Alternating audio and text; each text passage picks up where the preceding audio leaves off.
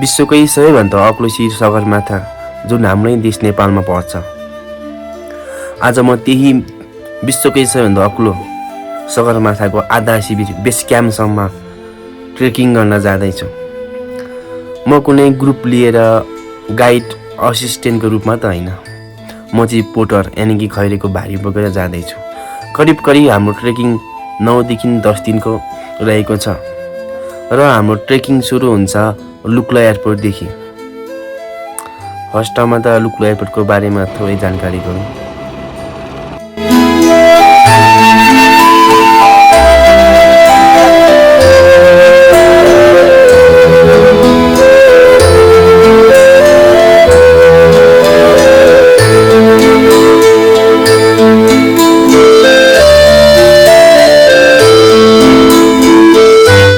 Video सुरु गर्नुभन्दा अगाडि थोरै हामी लुक्ला एयरपोर्टको बारेमा जानकारी पाऊँ।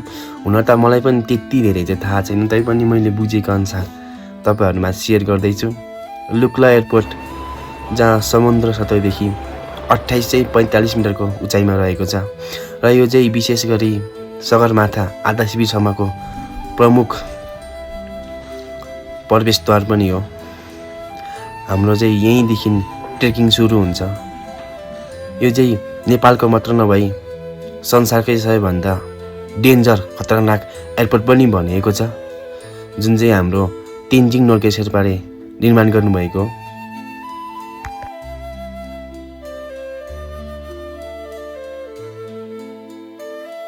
हाम्रो ट्रेकिङ यहीँदेखि सुरु हुन्छ होला। हाम्रो पहिलो दिन डे 1 लुक्लादेखि करिब 2 देखि 3 घन्टाको यात्रा हुन्छ फाक्दिङसम्म। हाम्रो पहिलो दिनको ट्रेकिङ यहीँ सुरु हुन्छ। हुन त बाटोमा मलाई धेरै भिडियो फोटो तपाईँहरूमा सेयर गर्न मन थियो, किनभने म कुनै फ्री घुम्नको लागि होइन, म त पैसा कमाउनको लागि खैरेको भारी बोकेर गएको थियो। त्यसैले भिडियो फोटो खासै खिच्न पाएन। मैले सकेको जति भिडियोहरू त खिचेको छु, तपाईँहरू सामु राख्नेछु। र हाम्रो पहिलो दिनको ट्रेक पनि लुक्लादेखि फाक्दिङसम्म हुन्छ र त्यसपछिको दोस्रो दिन भनेको चाहिँ अलिकति टाढा अनि अलिकति उकालो फाक्दिङदेखि नाम्चेसम्मको ट्रेकिङ हुन्छ र फाक्दिङदेखि नाम्चे चाहिँ थोरै उकालो र टाढा छ। करिब त्यस्तै अब छिटो हिँड्ने मान्छेलाई त खासै धेरै लाग्दैन, त्यही हो बिस्तारै हिँड्ने मान्छेलाई 4 देखि 5 घन्टा त नर्मल लाग्छ नै। र हाम्रो दोस्रो दिन फाक्दिङदेखि नाम्चेसम्म रहने गर्छ र नाम्चेमा हाम्रो एक दिन रेस्ट आराम गरिन्छ। Hello good morning everyone from Namche Bazaar. So guys अहिले हामी चाहिँ ट्रेकिङतिर आएको छैन, म चाहिँ टक्क कस्तो देखिरहेको छ। आज चाहिँ हाम्रो हाम्रो ट्रेकिङ त सुरु भएको चाहिँ लुक्लादेखि नै हो। अब किनकि ट्रेकिङ लाइफमा आउनु हुनेहरूले त थाहा होला नि कति गाह्रो हुन्छ के कस्तो हुन्छ भनेर, त्यही भएर भ्लग खासै बनाउन पाएन। अनि यसो आजदेखि नै बनाउँ कि भनेर सोचेको। सो गाइज यस्तो छ नि त हाम्रो ट्रेकिङ लाइफको सुत्ने स्टाइल देख्न सक्नुहुन्छ होइन, एकदम गाह्रो छ। आउनु हुनेहरूलाई त पक्कै पनि थाहा हुन्छ। त्यही हो नि, आज त रेसको दिन हल्का फुल्का यसो सुत्दिएको होइन। त्यही गाइज अब भोलिदेखि हाम्रो ट्रेकिङ लफ्तार सुरु हुन्छ हाम्रो। सो गाइज हामी चाहिँ अहिले माथितिर यसो हाम्रो चाहिँ सगरमाथा नेसनल पार्कको एरियाभित्र यसो आएको छ होइन फोटो सोटो खिच्न। यहाँ यस्तो बबाल हिमाल देखिन्छ गाइज, देख्न सक्नुहुन्छ। तर हिमालको नाम चाहिँ हामीले एउटै थाहा छैन कि फेरि कुन हिमाल हो। हिमाल यता थाङसेरको के भन्ने सुनेको थियो नि, हामी थाहा छैन गाइज। त्यही हो गाइज कुरो, हाम्रो ट्रेक चाहिँ बबाल हुनेछ है। अब भ्लग हाल्छ भने त्यतिकै। र हाम्रो ट्रेकिङको चौथो दिन नाम्चेदेखि ट्याङबुचेसम्मको यात्रा रहेको छ र त्यहाँ पनि बाटोमा खासै भिडियो त बनाउन पाएन। अब किनभने समय त्यस्तै छ नि त। हामी त्यो दिन पनि करिब 4 देखि 5 घन्टाको यात्रामै हामी ट्याङबुचे सजिलै पुग्न सकियो। र हामी ट्रेकिङको 5औँ दिन ट्याङबुचेदेखि दिङबुचेसम्मको यात्रामा थियो। त्यो दिन पनि सहजै रूपमा पुग्न सकियो, तर हाई एल्टिट्युड भने बढिरहेको थियो र सँगसँगै त्यहाँ बस्ने बसोबास खानपिन खाजाको पनि मूल्य बढ्दै थियो। एकदम चिसो पनि महसुस भइरहेको थियो। अब जे गर्ने जसरी भए पनि हामी त सगरमाथाको आधा शिविरसम्म पुग्नै थियो र हाम्रो यात्रा त्यहाँबाट नै कन्टिन्यू निरन्तर अगाडि नै बढिरह्यो।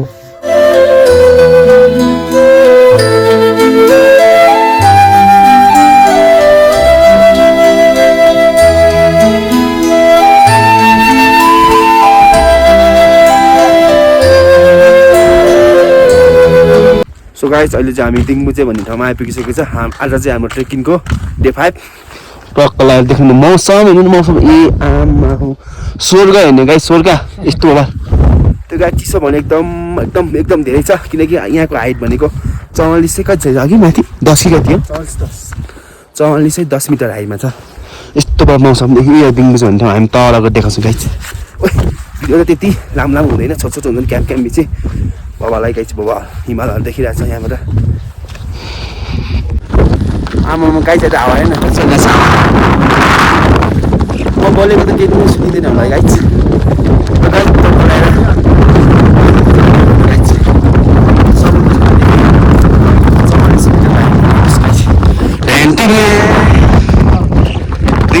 दिङमुचे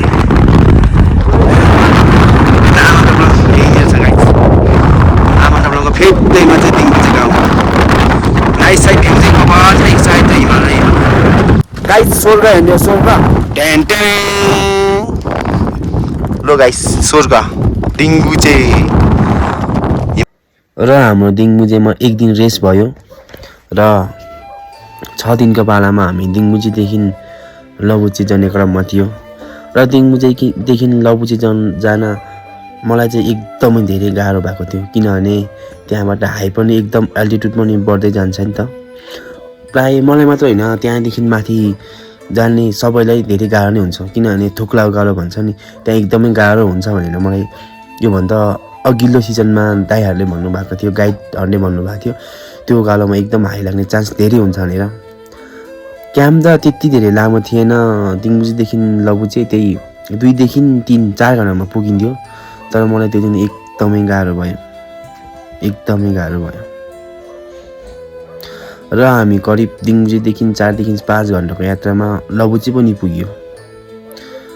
तर लबुचेमा मैले सोचेको जस्तो कुनै केही भएन एकदमै गाह्रो। लबुचे चाहिँ समुद्र सतहदेखि लगभग 49-21-22 मिटरको हाइमा छ एकदमै हाई हो र त्यहाँ एकदमै गाह्रो। बेलुका सुत्ने बेला जुत्ता यति बिर्सिएर बाहिर खोलिराख्यो भने बिहान लाउन सक्ने हुँदैन पुरै आइस जमिन्छ एकदमै गाह्रो भयो। गुड मर्निङ गाइज हाम्रो ट्रेकिङ सुरु भयो बिहानै यस्तो हाइमा हिँड्नुपर्छ। आज हामी 4044 मिटरदेखि 5000 मिटरमा जाँदैछु दिङमुचे टु लबुचे। यस्तो छ गाइज बिहानको मौसम एकदम गाह्रो यसरी बेडिङबाट हिँड्नुपर्छ guys. Trekking life is not good देख्न मौसम। लु गाइज हामीले अहिले थुक्ला भन्ने ठाउँमा आइपुग्यो। थुक्ला हाम्रो इबिसी ट्रेकको सबैभन्दा गाह्रो बाटो होइन कि हिँड्नको लागि चाहिँ एकदम उकालो भएको बाटो हो गाइज थुक्ला। दामी छ हिमालयमा र हेर्नु गाइज टक्कसँगले हिमालतिर गोबर यसरी सुकाइन्छ अनि बेलुका चिम्नीमा खत्तै बालिन्छ। हाम्रोतिर त सब उताबाट हिँड्न ऊपर डाँतिर सो गाइस यही है लबुचे भन्ने एकदम खतरनाक ठाउँ। जसो तसो हामी लबुचे त पुगियो एकदमै गाह्रो भयो। सायद मलाई मात्र हो कि अरू बोक्ने पोटरहरूलाई पनि गाह्रो भइरहेको थियो होला। आफ्नो मनको पिटा मनमा नै छ कतिलाई चाहिँ सहज भइरहेको थियो किनभने धेरै पटक गएर मलाई भने चाहिँ एकदमै गाह्रो भयो। थुक्ला उकालो पनि बल्ल चढियो। प्यास लाग्ने बेला न त बोतलमा पानी थियो न साथमा चक्लेट थियो किनकि त्यता न पानी दिन्छ न त पाइन्छ नै। पाए पनि पिउन लागि लबुचे पुगियो। त्यसपछि हाम्रै आफ्नो ब्याग खोलेर बस्नको लागि होटल खोजियो तर त्यहाँ कुनै होटल थिएन। लजहरूमा त सुताउनेको कुरा त परै जाओस् नेपालीहरूलाई नो इन्ट्री भन्थ्यो। आखिर आफ्नै देशमा यस्तो किन? यो सुन्दा यो देख्दा यो भन्दा कता मन एकदम भारी हुन्थ्यो। त्यसपछि हामीले जसो तसो गएर त्यहाँको त्यही नजिक लबुचे नजिकै पार्टी प्राय ट्रेकिङतिर सुत्नको लागि पार्टी भनेर खोलिएको हुन्छ र पार्टीमा हामी जसो तसो गएर बसे र र त्यहाँ बस्दा एकदमै मलाई एकदमै गाह्रो भयो, यति गाह्रो भयो त्यो भनेर कुनै साध्य नै छैन। न त मैले एक कप पानी माग्दा दिएँ, न त मलाई एक कप चिया माग्दा दिएँ। एकदमै गाह्रो। हुन त त्यो ठाउँ पनि त्यस्तै छ, किनकि त्यहाँ सामान पुर्याउन ओसार पसार गर्न एकदमै गाह्रो छ। मान्छेले बोक्नुपर्छ, महँगो हुन्छ, त्यो हामीले पनि बुझ्नुपर्ने कुरा हो। बट त्यहाँको माहौल, त्यहाँको बोलाइ, त्यहाँको रहनसहन पुरै फाल्टै थियो। हुन त म योभन्दा अगाडि पनि करिब 3-4 पटक गइसकेँ, तर यो पटक भने एकदमै गाह्रो भयो। हाई अल्टिट्युडले हो या के कारणले हो, टाउको एकदम भारी भएको थियो र लास दुखिरहेको थियो। मसँग त्यसको लागि दुखाइ कम गर्ने कुनै उपाय थिएन। प्राय हिमालतिर जाँदाखेरि पानीको कमीले डिहाइड्रेसन भएर टाउको दुखिन्छ भन्छ, तर त्यहाँ पानी भन्ने एक थोपा थिएन। मैले पहिला नै अपनाएर यो ठाउँमा यस्तो हुन्छ है भनेर मैले केही सिटामोल बोकेको थियो, त्यो त खोले, तर त्यो खानको लागि कुनै पानी थिएन। पानी माग्दाखेरि एक कप पानीको हामी भरियाहरूलाई बोक्नेहरूलाई 100 देखि 200 लिन्थ्यो। त्यो पनि दिएन, मैले किनेर खान्छु भन्दा नि। यो ठाउँमा एकदमै गाह्रो। यो ठाउँमा बास पाइँदैन। यो ठाउँमा यदि बास पाएन भने हामी कि त गोरख्छे, कि त थुक्ला, कि त फेरि झर्नुपर्ने हुन्छ बास बस्नको लागि। एकदमै गाह्रो भइरहेको थियो, टाउको एकदमै धेरै दुखिरहेको थियो। कता एक मनले फर्क्यौँ पनि भनिरहेको थियो। तर सबैभन्दा ठुलो त पैसा थियो नि, पैसा कमाउन थियो। त्यसपछि जसो तसो मैले त्यही सिटामोल पानी बिना नै खाएँ। पानी माग्दा मलाई त्यहाँको साउनीले पानी पनि दिएन। जसो तसो मैले त्यहाँ लबुजे भन्ने ठाउँमा रात पनि काटियो। सुत्ने बेला कता डर लागिरहेको थियो, न सुते हुने हो कि भनेर। मलाई मात्र होइन, त्यहाँ सुत्ने सम्पूर्ण साथीहरूलाई 6 बजी 7 बजी सुतेको हामी रातको 2-3 बजेसम्म नि कसै निदाएको थिएन। जसो तसो त्यहाँको रात काट्यो र हाम्रो अन्तिम दिन बेस क्याम्पको अन्तिम दिन लबुचीदेखि गोरख्छे लाग्यो, जहाँ गोरख्छे समुद्र सतहदेखि 5180 मिटरको आइमा थियो। जसो तसो गोरख्छे पनि पुगियो। गोरख्छे पुगेको त मलाई पत्तै छैन, किनकि म बिहान लबुचीदेखि गोरख्छे हिँड्दा एकदमै गाह्रो भइरहेको थियो। जसो तसो गोरख्छे पनि पुग्यो। न पानी थियो, न त्यहाँ भिडियो बनाउने स्थिति कुनै रूपमा थिएन। हामी पुगेसाथ त्यहाँ पाइने खानेकुरा खाजा खाए र एकदमै महँगो थियो। जब हाई अल्टिट्युड बढ्दै जान्छ नि, तब खानेकुराको मूल्य पनि एकदमै हाई, एकदम महँगो थियो। हुन त ठाउँ पनि त्यस्तै थियो, त्यो मैले मात्र होइन सबैले बुझ्नु पनि पर्छ। र त्यसपछि भोलिपल्ट हाम्रो बेस क्याम्प जाने कुरा थियो, बट सोचेको जस्तो भएन, किनभने बिहान उठ्दा 1देखि 2 फिट हिउँ परेर थियो, एकदमै गाह्रो। र त्यसपछि हामी बेस क्याम्प नगई पुनः तलतिर फर्किने सल्लाह गर्यो र फर्किए। त्यसपछिको बाँकी भिडियो चाहिँ हल्का मैले बनाएको छु, तपाईहरु सामु हेर्नु होला। गोरख्छे हालत ठिक छ नि जुत्ता साथी? वाउ, ल गाइस हिउँ पर्यो गोरख्छेमा। डुब्दा पो रहेछ यार।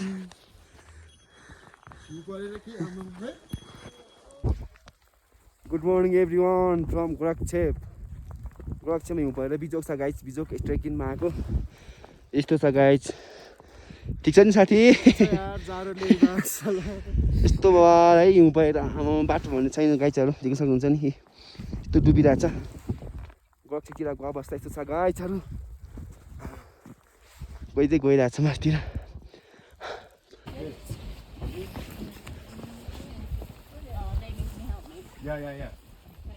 साथी लडिहाल्यो नि त्यहाँनिर।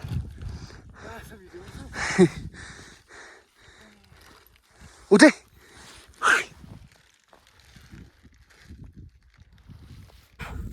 गाइजहरू हिउँ परेर बिजोग छ आम्मै गक्सेदेखि हिउँ परे गाइज एकदम खराब छ चिप्पेर लडेको लडै छ यस्तो छ guys trekking life is not good यार अहिले अब ओइ अहिले हामी 5100 मिटरदेखि तल झरिरहेको छ साथीहरू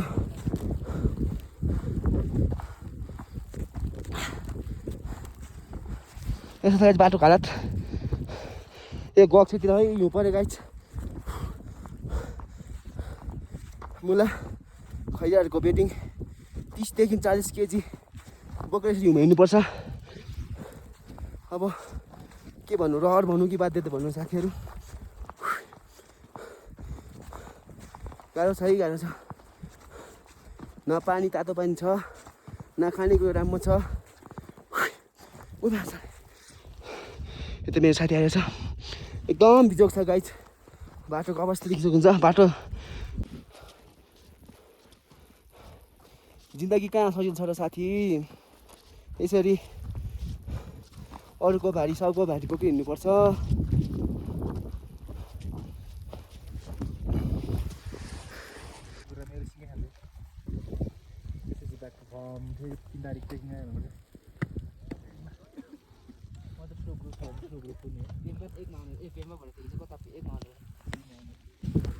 ल गाइजहरू गाह्रो छ के बोल्ने एप्रिल समिट हानेको भन्दा नि चौपर भयो यता हेर यता हामी चाहिँ अहिले गुवाक्सेपबाट ओह्रालो झरिरहेको छ यही साथीहरू यस्तो छ हालत कस्तो देखिरहेको छ लास गाह्रो भइरहेको छ एक थोपा पानी पनि छैन पानी दिने मान्छे पनि छैन पानी पनि छैन गाइज ल गाइजहरू इबिसी ट्रेकको हालत यस्तो छ तिनीहरू ट्रेकिङ भन्छ नि साथीहरू ट्रेकिङको हालत यस्तो छ